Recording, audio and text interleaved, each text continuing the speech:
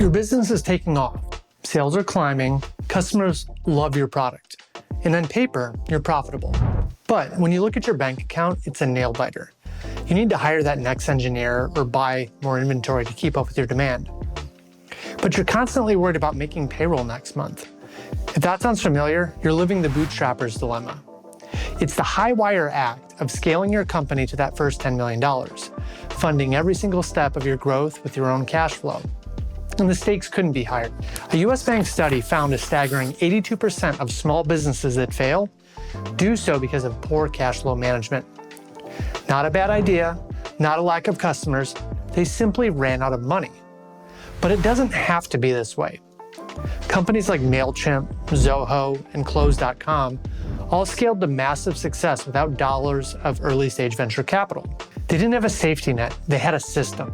In this deep dive, we're breaking down the 5 critical levers that these successful bootstrappers use to manage cash flow and scale sustainably.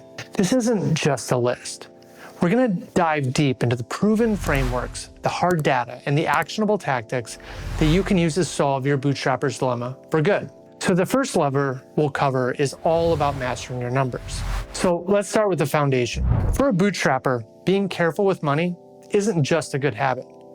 As one founder put it, it's the difference between life or death. And your single most important survival tool is a cash flow forecast. A forecast isn't just a spreadsheet that you make once and forget about. It's your early warning system. It projects your cash inflows and outflows for the next 3 to 6 months, showing you exactly when you might hit a cash crunch. That dip you see coming in month 3, now you have 2 months to do something about it. But a simple forecast isn't enough. You need to practice scenario planning. You should model out a few different versions. For example, what if that huge client pays 60 days late? That's your worst case scenario. And what if your new marketing campaign doubles your sales? That's your best case. This forces you to prepare for reality, not just hope for the best. The key metric to track here is your cash conversion cycle. Simply put, it's the time it takes for a dollar you spend on things like inventory or marketing to make its way back into your bank account as cash from a customer. Your goal is to make this cycle as short as possible. The holy grail is a negative cash conversion cycle, where you get paid by customers before you have to pay your suppliers. You're literally funding your growth with your customers' money. One founder I read about said his first company grew so fast, they had to learn how to forecast our cash, or we're gonna go up in flames. That experience was so critical. He went on to build an entire financial planning software company. So the key takeaway is this. Your forecast isn't just an accounting document, it's your company's navigation system. Update it religiously. All right, that brings us to the next lever, controlling your tempo. In the venture-backed world, you hear about blitzscaling, growing at all cost. For a bootstrapper, that's a recipe for disaster. You have to live by a different mantra. Profitability first, growth second. There's a classic paradox every founder needs to understand. Growth sucks cash. The faster you grow, the more cash you need upfront to pay for new hires, inventory, or marketing before the revenue from that growth actually hits your bank account. If you're not careful, a huge surge in sales can literally bankrupt you. So how do you manage this? You control your growth tempo. Think of it like climbing a ladder instead of taking an elevator. Each step up needs to be on solid financial footing. This means pacing your expansion to what your existing cash flow can actually support. A perfect example of this is Bubble, the no-code platform. They bootstrapped for 7 years before ever taking outside funding. They focused relentlessly on improving their core product and growing methodically using word of mouth.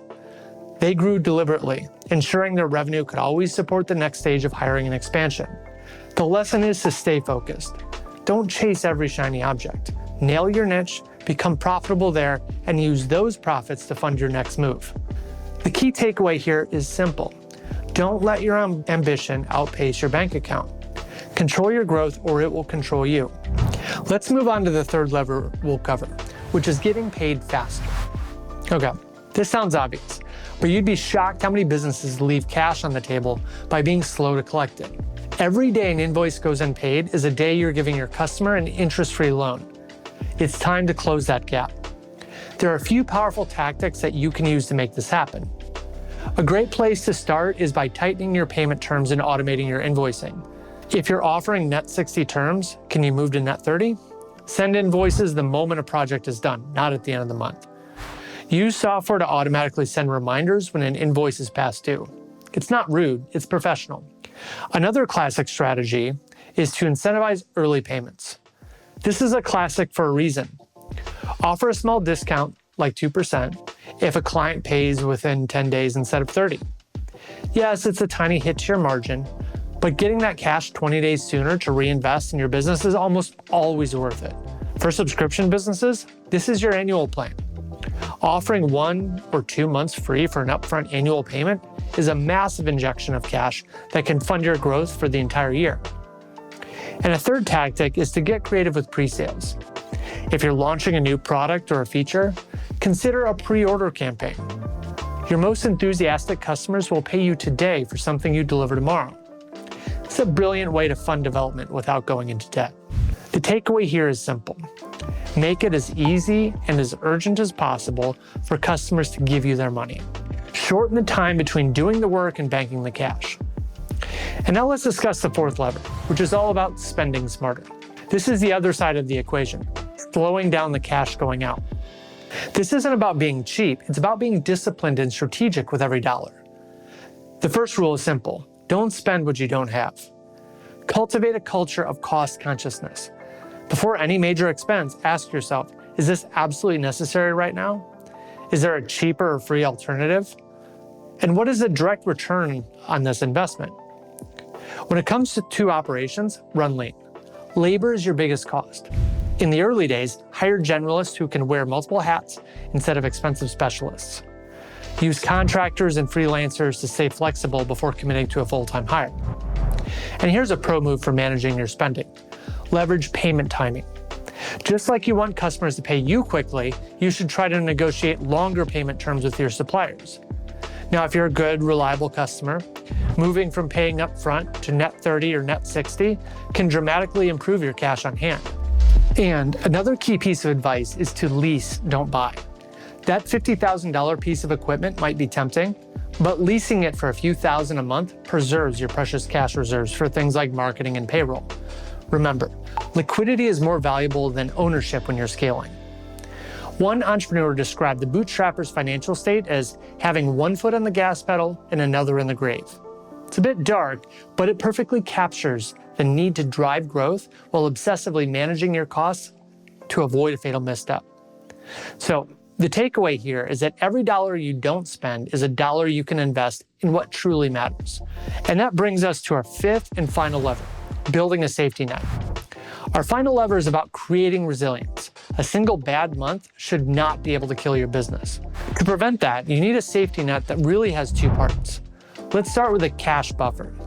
Your goal should be to have at least 3 months of operating expenses saved in a separate, untouchable account. If your monthly burn is $100,000, you need $300,000 in cushion. This buffer turns a potential catastrophe, like losing your biggest client, into a manageable problem. It buys you time to adapt without panicking. The second part of your safety net is lining up financing before you actually need it. Banks only want to lend you money when you don't need it. So be proactive. Open a business line of credit, even a small one. It can sit there unused, but it's an incredible tool to smooth out cash flow gaps, like when you need to pay for a big order a week before a flood of customer payments come in. This doesn't mean you have to abandon the bootstrapper ethos. In fact, it reinforces it. Look at the story of Steli Efti, founder of Clothes.com. He tried to raise money early on and failed. He said they had no choice but to bootstrap or die. And they did, scaling to over $30 million in annual revenue on their own terms. That's the power of the safety net.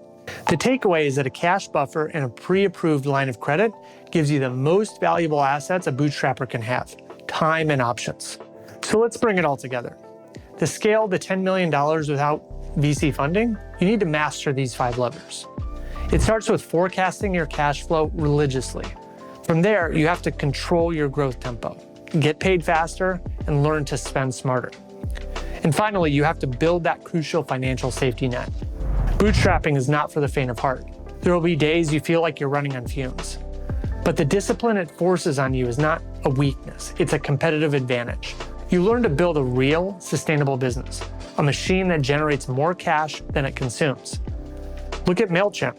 They never took a dime of venture capital and sold to Intuit for $12 billion. The founder of Zoho built a billion-dollar software empire while famously turning down investors because he wanted to build a company, not just chase an exit. These founders prove that the bootstrapper's dilemma isn't a trap. It's a crucible that forges stronger, more resilient companies. By mastering your cash flow, you're not just surviving, you're building a business on your own terms. And that's the ultimate prize. If this deep dive gave you a clear roadmap for your own journey, hit the subscribe button below.